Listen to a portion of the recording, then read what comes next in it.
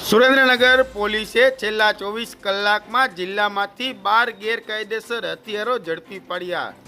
Surendranagar local crime બ્રાન્ચે અલગ અલગ આરોપીઓ પાસેથી 12 ગેરકાયદેસર હથિયારો ઝડપી પાડ્યા છે।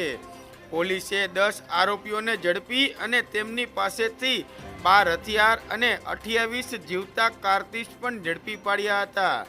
પોલીસે હથિયાર સાથે ઝડપાયેલ 10 આરોપીઓની ધરપકડ કરી અને વધુ પૂછપરછ હાથ ધરવામાં આવી છે। તેમજ આ ગેરકાયદે હથિયાર કોની પાસે ખરીદ્યા હતા અને ક્યાં લઈ જવાના હતા તે દિશામાં પણ તપાસ હાથ ધરવામાં આવી રહી છે। છેલ્લા 48 કલાક में टोटल 10 अलग अलग गुना दाखिल करेल છે અને આ 10 જે અલગ અલગ ગુના છે આ ગુનામાં ટોટલ 12 હથિયાર પકડાયા છે અને ટોટલ જે છે એ 28 કાર્ટીસ આમે સાથે પકડાયા છે। ટોટલ જે 10 ગુના દાખિલ થયા છે આમે ઘણા બધા આરોપી પકડાયા છે અને એ જે આરોપી પકડાયા છે આ આરોપીનો જે ભૂતકાળ જે છે આમે પણ એ લોકો ઘણા બધા ગુના કર્યા છે।